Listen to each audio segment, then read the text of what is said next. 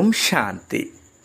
আজ 14/5/2024 প্রাতমুরলি ওম শান্তি বাপদাদা মধুবন। বাবা বলছেন, মিষ্টি বাচ্চারা, তোমরা আত্ম অভিমানী হও। আমি হলাম আত্মা, শরীর নয়। এটাই হলো প্রথম পাঠ। এই প্রথম পাঠটাই সবাইকে ভালোভাবে শেখাও। প্রশ্ন: জ্ঞান শোনানোর সঠিক পদ্ধতি কি? কোন বিধিতে জ্ঞান শোনাতে হবে? উত্তরে বাবা খুব সুন্দর করে আমাদের সকল আত্মাদের বোঝাচ্ছেন। বাবা বলছেন, জ্ঞানের কথাগুলো অতি আনন্দ সহকারে শোনাও, বাধ্যতামূলকভাবে নয়। তোমরা নিজেদের মধ্যে বসে জ্ঞানের বিষয়ে আলোচনা করো, মনন চিন্তন করো এবং তারপর কাউকে শোনাও। যদি নিজেকে আত্মা নিশ্চয় করে তারপর অন্য আত্মাকে শোনাও, তবে যে শুনবে সেও খুশি হবে। ওম শান্তি। বাবা তোমাদেরকে আত্ম অভিমানী বা দেহি অভিমানী হয়ে বসতে বলেন, কারণ আত্মার মধ্যেই ভালো অথবা খারাপ সংস্কার ভর্তি হয়। আত্মার উপরেই সব কিছুর প্রভাব পড়ে। আত্মাকেই পতিত বলা হয়। পতিত আত্মা তো নিশ্চয়ই কোনো জীব আত্মাকেই বলা যাবে। আত্মা তার শরীরের সাথে থাকে। প্রথম কথা হলো, আত্মিক স্থিতিতে বসো। নিজেকে শরীর নয়, আত্মা রূপে অনুভব করো। আত্মাই তো এই সকল অঙ্গ প্রত্যঙ্গ পরিচালনা করে। প্রতি মুহূর্তে নিজেকে আত্মারূপে অনুভব করলে পরম আত্মার কথাও স্মরণে থাকবে। যদি শরীরের কথা মনে থাকে, তবে শারীরিক পিতার কথাও মনে আসবে। তাই বাবা বলছেন, আত্ম অভিমানী হও। বাবা স্বয়ং শিক্ষা দিচ্ছেন। এটাই হলো প্রাথমিক শিক্ষা। তোমরা আত্মারা হলে অবিনাশী, এই শরীরটা বিনাশী। আমি হলাম আত্মা। এই প্রাথমিক শিক্ষাটাকে যদি বারবার স্মরণ না করো, তাহলে অপোক্ত থেকে যাবে। আমি হলাম আত্মা, শরীর নয়। বাবা বর্তমান সময়ে এই রকম শিক্ষাই দিচ্ছেন। আগে কেউ কখনো এই রকম শিক্ষা দেয়নি। বাবা তো বাচ্চাদেরকে আত্ম অভিমানী বানিয়ে জ্ঞান দেওয়ার জন্যই এসেছেন। তাঁর দেওয়া প্রথম জ্ঞান হলো, হে আত্মা, তুমি এখন পতিত হয়ে গেছো, কারণ এই দুনিয়াটাই হলো পতিত দুনিয়া। প্রদর্শনীতেও তোমরা বাচ্চারা অনেকজনকে বোঝাও। যদি অনেক প্রশ্নোত্তর করে, তাহলে সারা দিনে যখন অবসর সময় পাবে, তখন নিজেদের মধ্যে আলোচনা করা উচিত যে ওই ব্যক্তি কি প্রশ্ন করেছিল আর আমি কি উত্তর দিয়েছি। তারপর তাকে ওইভাবে না বুঝিয়ে অন্যভাবে বোঝাতে হবে। সকলের বোঝানোর যুক্তি একই রকম হয় না। আসল কথা হলো, নিজেকে আত্মা মনে করো নাকি শরীর মনে করো। সকলেরই দুজন বাবা আছেন। যত দেহধারী আছে, সকলেরই একজন লৌকিক পিতা এবং পারলৌকিক পিতা রয়েছেন। লৌকিক পিতা থাকাটা তো কমন ব্যাপার। এখানে তোমরা অসীম জগতের পিতাকে পেয়েছ। তিনি নিজে বসে থেকে আমাদের মতো আত্মাদেরকে শিক্ষা দিচ্ছেন। তিনি একাধারে বাবা, টিচার এবং সদ্গুরুও। এই বিষয়ে ভালোভাবে বোঝাতে হবে। তোমরা যখন কাউকে বোঝাও, তখন তোমাদেরকে যেসব প্রশ্নের সম্মুখীন হতে হয়, সেই সব প্রশ্নগুলো নিয়ে নিজেদের মধ্যে আলোচনা করতে হবে। যে খুব বিচক্ষণ, তাকেও সেই আলোচনাতে রাখতে হবে। দিনের বেলা তোমরা কিছুটা সময় পেতে পারো। এমন যেন না হয় যে খাবার খাওয়ার পরেই ঘুম পেয়ে গেল। যে অতিরিক্ত পরিমাণে খাবার খায় তারই ঘুম পায়, অলসতা আসে। দিনের বেলায় নিজেদের মধ্যে আলোচনা করতে হবে। অমুক ব্যক্তি এই রকম প্রশ্ন করেছিল আর আমি এই রকম উত্তর দিয়েছি। অনেক রকমের প্রশ্ন করবে। তার যথাযথ উত্তর দিতে হবে। দেখতে হবে যে সেই ব্যক্তিকে কি আমি আকৃষ্ট করতে পেরেছি, সে কি সন্তুষ্ট হয়েছে। না হলে তার সাথে যোগাযোগ রাখতে হবে। যে খুব বিচক্ষণ তাকেও এই আলোচনাতে থাকতে হবে। এমন যেন না হয় যে খাবার খাওয়ার পরেই ঘুম পেয়ে গেল। দেবতারা সর্বদা খুশিতে থাকতো বলে তারা খাবার খুব কম খেত। তাই বলা হয় খুশির মতো পুষ্টিকর আহার আর নেই। বাবা বলছেন, বাচ্চারা, তোমাদের তো খুব খুশি হওয়া উচিত। ব্রাহ্মণ হওয়াটাই তো খুব খুশির ব্যাপার। যে এখানে খুশি অনুভব করতে পারে সেই ব্রাহ্মণ হয়। দেবতাদের কাছে সম্পত্তি, রাজপ্রাসাদ সব কিছুই ছিল, তাই তারা সর্বদাই খুশিতে থাকত। তাই তাদের কাছে সেই খুশিটাই যথেষ্ট ছিল। খুশিতে থাকলে খাবার খুব কম খাবে এবং সূক্ষ্মভাবে খাবে, এটাই নিয়ম। অতিরিক্ত আহার করলেই বেশি ঘুম পাবে। যার বেশি ঘুম পায় সে কাউকেই বোঝাতে পারবে না। হয়তো কখনো বাধ্য হয়ে কাউকে কিছু শোনাবে, কিন্তু এই সব জ্ঞানের কথা তো খুব আনন্দ সহকারে সবাইকে শোনানো উচিত। তাহলে সহজেই বোঝানো যাবে। আসল কথা হলো বাবার পরিচয় দেওয়া। ব্রহ্মাকে তো কেউই জানে না। ইনি হলেন প্রজাপিতা ব্রহ্মা। এনার অনেক প্রজা রয়েছে। ইনি কিভাবে প্রজাপিতা ব্রহ্মা হলেন সেই বিষয়েও ভালোভাবে বোঝাতে হবে। বাবা বুঝিয়েছেন, এনার অনেক জন্মের মধ্যে একেবারে অন্তিম জন্মের অন্তিম সময়ে, অর্থাৎ বানপ্রস্থ অবস্থায় আমি এসে প্রবেশ করি। না হলে রথ পাবো কোথা থেকে? শিব বাবার জন্যই রথের কথা প্রচলিত আছে। তিনি কিভাবে এই রথের মধ্যে প্রবেশ করেন সেই বিষয়েই সংশয় প্রকাশ করে। রথ তো অবশ্যই প্রয়োজন।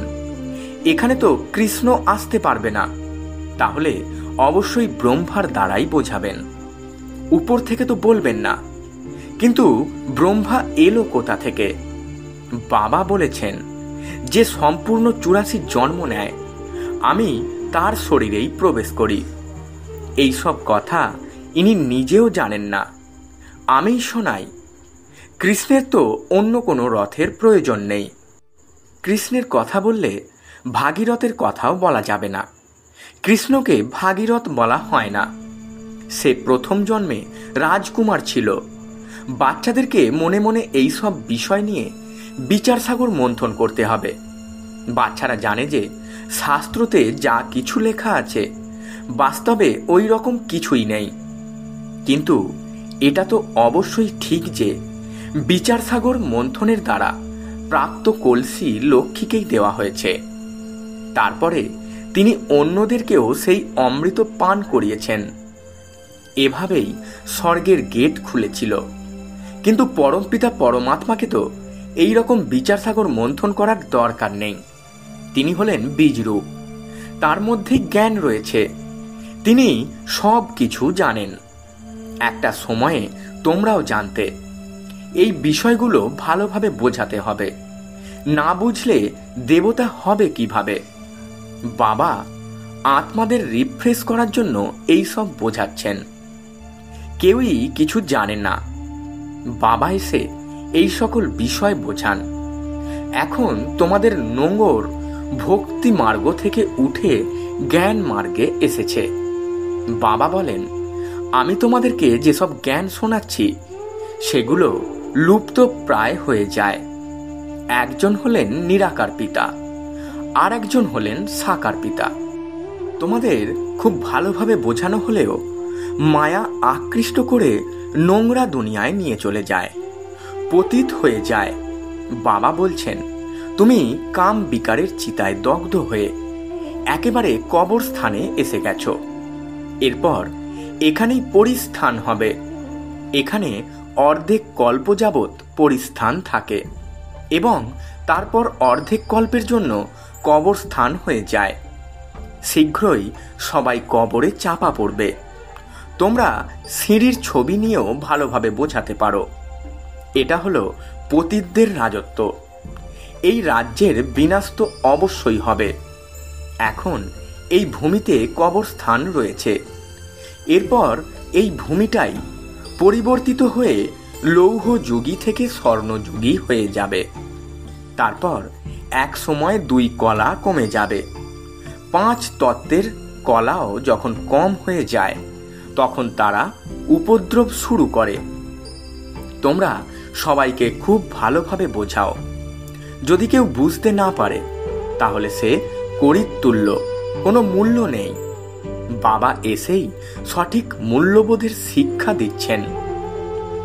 হীরের তুল্য জন্মের গাউন রয়েছে। আগে যখন তোমরাও বাবাকে জানতে না তখন তোমরাও করির তুল্য ছিলে। এখন বাবা এসে হীরের তুল্য বানাচ্ছেন। বাবার কাছ থেকেই তোমরা হীরের তুল্য জন্ম পাও, তাহলে পুনরায় করির তুল্য হয়ে যাও কেন? তোমরা তো ঈশ্বরীয় সন্তান, তাই না? গাউন আছে, আত্মা এবং পরমাত্মা অনেক দিন আলাদা থেকেছে।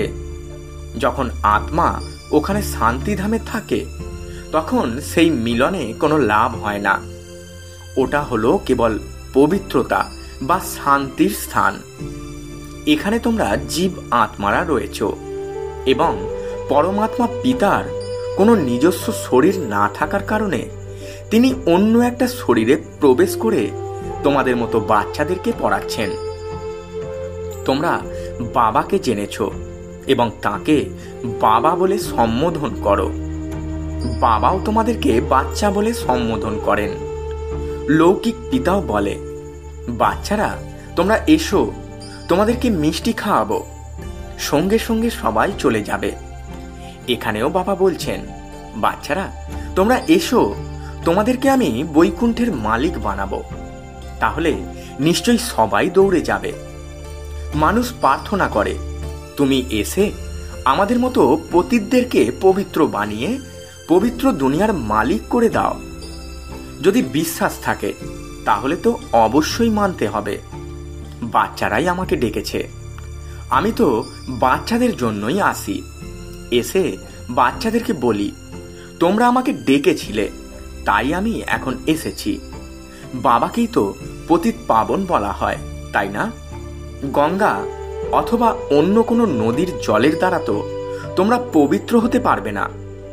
অর্ধেক কল্প ধরে তোমরা ভুলের মধ্যে ছিলে, হয়তো ভগবানের খোঁজ করে, কিন্তু কেউই কিছু বোঝে না। বাবা বলেন, আমার বাচ্চারা। তখন বাচ্চাদের অন্তর থেকেও উল্লাসের সহিত আওয়াজ আসা উচিত, আমার বাবা। কিন্তু ততটা উল্লাসের সহিত আওয়াজ বেরোয় না। এটাকে দেহ অভিমান বলা হয়, দেহি অভিমানী নয়। তোমরা এখন বাবার সম্মুখে বসে আছো। অসীম জগতের পিতাকে স্মরণ করলে অসীমের বাদশাহীও অবশ্যই স্মরণে আসবে। এই রকম বাবাকে কত ভালোবাসার সাথে উত্তর দেওয়া উচিত। তোমরা ডেকেছ বলেই বাবা এসেছেন। ড্রামা অনুসারে 1 মিনিটও আগে পরে হবে না। দুনিয়ায় সকলেই বলে, হে পিতা দয়া করো, মুক্ত করো। আমরা সবাই রাবণের জেলে বন্দী, তুমি আমাদের পথ দেখাও। তাই বাবা আমাদের গাইড রূপে পথ দেখান। সবাই তাকে আহ্বান করে, হে মুক্তিদাতা, হে গাইড, তুমি এসে আমাদেরকে পথ দেখাও, আমাদেরকে তোমার সাথে নিয়ে চলো। তোমরা এখন সঙ্গমে রয়েছ। বাবা সত্যযুগ স্থাপন করছেন। এটা হলো কলিযুগ। এখানে কোটি কোটি মানুষ আছে, কিন্তু সত্যযুগে তো কেবল কয়েকজন দেবী দেবতারা ছিলেন। তাহলে নিশ্চয়ই বিনাশ হয়েছিল। সেই বিনাশ এখন দোরগোড়ায়। সেই জন্যই বলা হয় বিজ্ঞানের অহংকার। বুদ্ধি খাটিয়ে কত রকমের জিনিস তৈরি করে। ওরা হলো যাদব সম্প্রদায়। এই ইতিহাস পুনরায় রিপিট হবে, তবে আপাতত সত্যযুগের ইতিহাস রিপিট হবে। তোমরা জানো যে আমরা নূতন দুনিয়াতে উঁচু পদ পাওয়ার জন্য পুরুষার্থ করছি। পবিত্র তো হতেই হবে। তোমরা সবাইকে বোঝাও যে এই পতিত দুনিয়ার বিনাশ তো অবশ্যই হবে। তোমাদের বাচ্চারাও জীবিত থাকবে না, কোনো উত্তরাধিকারীও থাকবে না, আর কেউ বিয়েও করবে না। অনেকটা সময় অতিবাহিত হয়েছে, আর সামান্যই আছে। যে সামান্য সময় অবশিষ্ট আছে তার হিসাব রয়েছে। আগে এই রকম বলা হতো না, এখন খুবই কম সময় আছে। আগে আগে যারা শরীর ছেড়েছে তারা পুরুষার্থের ক্রম অনুসারে জন্ম নিয়েছে। কেউ হয়তো আবার এখানেই এসেছে। দেখেই বোঝা যায় যে যেন এখান থেকেই অন্য কোথাও চলে গিয়েছিল, যে জ্ঞানের বিষয় ছাড়া আর অন্য কোনো কিছুতেই আনন্দ পাবে না। মা বাবাকেও বলে দেয় যে আমি তো ওখানেই যাব। এই সব বিষয়গুলো খুব সহজেই বোঝা যায়। বিনাশ তো অবশ্যই হবে। যুদ্ধের প্রস্তুতিও দেখতে পাচ্ছ। অর্ধেকটা তো এদের যুদ্ধের সামগ্রীর পিছনেই অধিক অর্থ খরচ হয়। কত রকমের এরোপ্লেন বানিয়েছে। বলা হয় ঘরের মধ্যে বসে থেকেই সবাই শেষ হয়ে যাবে। ড্রামা অনুসারেই ওরা ওই রকম জিনিস তৈরি করে। হাসপাতাল ইত্যাদি কিছুই থাকবে না। ড্রামা অনুসারে ওরাও যেন বাবার কাছ থেকেই ইশারা পাচ্ছে। এই সব তো ড্রামাতেই রয়েছে। ওরা চায় কেউ যেন কখনো অসুস্থ না হয়, কিন্তু সবাইকে তো অবশ্যই মরতে হবে। রাম রাবণ সকলকেই যেতে হবে। তবে যে যোগের দ্বারা আয়ু বৃদ্ধি করবে তার অবশ্যই আয়ু বাড়বে, আনন্দ সহকারে দেহত্যাগ করবে। যেমন ব্রহ্মজ্ঞানীর উদাহরণ দেওয়া হয়। ওরাও ব্রহ্মে যাওয়ার জন্য এই রকম আনন্দ সহকারে দেহত্যাগ করে, কিন্তু ব্রহ্মে কেউ যেতে পারে না, আর কারোর পাপ নাশও হয় না। এখানেই পুনর্জন্ম নিতে হয়। বাবা এসে পাপ নাশের যুক্তি বলছেন। একমাত্র আমাকেই স্মরণ করো, আর কাউকে স্মরণ করো না। লক্ষ্মী নারায়ণকেও স্মরণ করো না। তোমরা জানো যে পুরুষার্থের দ্বারা আমরা এই রকম পদ প্রাপ্ত করছি। এখন স্বর্গ স্থাপন হচ্ছে। আমরা ওই রকম পদ পাওয়ার জন্য এখানে পড়ছি। সব কিছুই পুরুষার্থের ক্রম অনুসারে হয়। ওরা যে সাম্রাজ্যের অধিকারী ছিল, সেই সাম্রাজ্য সঙ্গম যুগে বাবা এসে স্থাপন করেন। তোমরা এমনভাবে বক্তৃতা দাও যাতে কারোর বুদ্ধিতে যথাযথভাবে তীর লেগে যায়। এখন আমরা হলাম ঈশ্বরীয় সম্প্রদায় এবং প্রজাপিতা ব্রহ্মার মুখ বংশাবলী ভাই বোন। আমরা আত্মারা হলাম ভাই ভাই। ব্রহ্মা কুমার এবং কুমারীদের বিয়ে হয় না। এটাও বাবা বুঝিয়েছেন যে কিভাবে কেউ পড়ে যায়। কাম বিকারের অগ্নি জ্বালাতন করে, কিন্তু তার সাথে ভয়ও থাকে যে আমি যদি একবার পড়ে যাই তাহলে সমস্ত উপার্জন নষ্ট হয়ে যাবে। কাম বিকারের কাছে পরাজিত হলে পদভ্রষ্ট হয়ে যায়। কত বিশাল উপার্জন! দুনিয়াতে মানুষ কোটি কোটি উপার্জন করে, কিন্তু ওরা জানে না যে আর কিছু সময়ের মধ্যে সব বিনষ্ট হয়ে যাবে।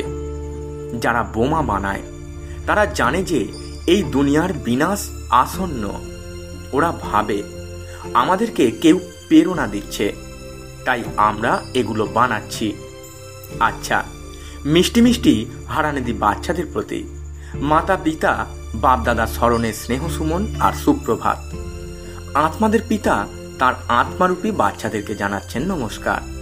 আমরা আত্মারূপী বাচ্চারা আমাদের আত্মারূপী মাতা পিতা বাপদাদাকে জানাই স্মরণে স্নেহ সুমন আর সুপ্রভাত এবং শতকোটি নমস্কার। ধারণার জন্য মুখ্য সার। প্রথম পয়েন্ট, অন্তরে জ্ঞানের বিষয় নিয়ে মনন চিন্তন অর্থাৎ বিচার সাগর মন্থন করতে হবে। নিজেদের মধ্যে জ্ঞানের বিষয় নিয়ে আধ্যাত্মিক আলোচনা করার পরে অন্যকে বোঝাতে হবে। অলসতা এবং নিদ্রাকে ত্যাগ করতে হবে। দ্বিতীয় পয়েন্ট, দেহি অভিমানী হয়ে আন্তরিক উল্লাসের সাথে বাবাকে স্মরণ করতে হবে। সর্বদা নেশা থাকা উচিত যে আমরা বাবার কাছে এসেছি, কড়ি থেকে হিরে হওয়ার জন্য। আমরা হলাম ঈশ্বরীয় সন্তান। বরদান: জ্ঞান সূর্য, জ্ঞান চন্দ্রমার সাথে সাথী হয়ে রাতকে দিন বানানো আধ্যাত্মিক জ্ঞান নক্ষত্র ভব। ব্যাখ্যায় বাবা বলছেন, যেরকম আকাশের তারারা রাতের বেলায় প্রকটিত হয়, সেই রকম তোমরা আধ্যাত্মিক জ্ঞান নক্ষত্ররা, ঝলমল করে থাকা নক্ষত্ররা ব্রহ্মার রাতে মানে অজ্ঞানরূপী অন্ধকারে প্রকটিত হও। আকাশের নক্ষত্ররা রাতকে দিন বানাতে পারে না, কিন্তু তোমরা জ্ঞান সূর্য, জ্ঞান চন্দ্রমার সাথে সাথী হয়ে রাতকে দিন বানাও। সেগুলি হলো আকাশের তারা, আর তোমরা হলে ধরণীর তারা। সেগুলি হলো প্রকৃতির সত্তা, আর তোমরা হলে পরমাত্মার দিব্য নক্ষত্র। যেরকম প্রকৃতির তারামণ্ডলে অনেক প্রকারের তারা ঝলমল করতে দেখা যায়, সেই রকম তোমরা হলে পরম আত্ম তারামণ্ডলে ঝলমল করতে থাকা আত্মিক নক্ষত্র। স্লোগান: সেবার চান্স প্রাপ্ত হওয়া, অর্থাৎ আশীর্বাদের দ্বারা ঝুলি ভরপুর করা। ওম শান্তি। নমস্কার।